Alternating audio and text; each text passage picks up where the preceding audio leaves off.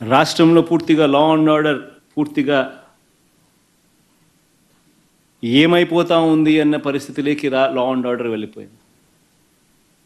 Red book పాలనతో ఈరోజు రాష్ట్రంలో అడ్డగోలుగా న్యాయాన్ని పాతరేసి ధర్మానికి రక్షణ లేకుండా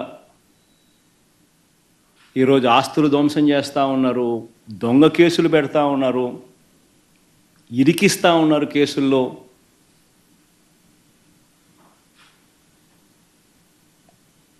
ఇష్టం వచ్చినట్టుగా రాజ్య పరిపాలన చేస్తూ ఉన్నారు. అన్ని రకాలుగా ఫెయిల్ అయిపోయిన ఈ ప్రభుత్వం చివరికి ప్రతి అడుగులోనూ డైవర్షనే, ప్రతి అడుగులోనూ డైవర్షనే.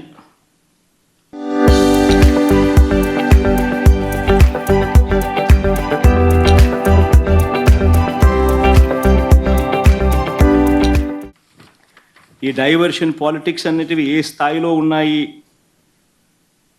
అనేది ఒకసారి గమనిస్తే ఆశ్చర్యం కలిగించే విధంగా ప్రతి అడుగులోనూ డైవర్షన్ డైవర్షన్ డైవర్షనే కనిపిస్తాయి. ఎందుకనంటే ఒకసారి గమనిస్తే ఇదే పెద్ద మనిషి చంద్రబాబు నాయుడు గారి హయాంలో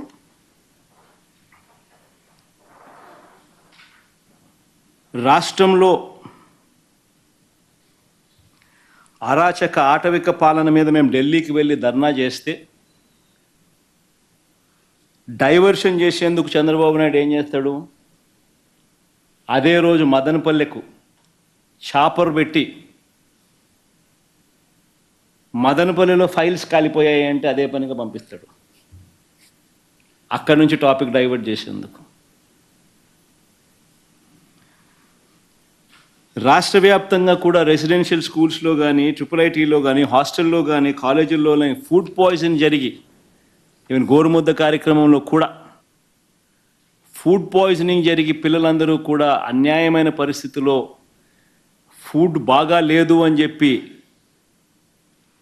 కనిపిస్తూ ఉన్న పరిస్థితుల్లో డైవర్షన్ పాలిటిక్స్ ఏమంటాడు, చంద్రబాబు ప్రమాణ స్వీకారానికి 30 ఏళ్ళంటూ సెలబ్రేషన్స్తో డైవర్షన్ అంటాడు.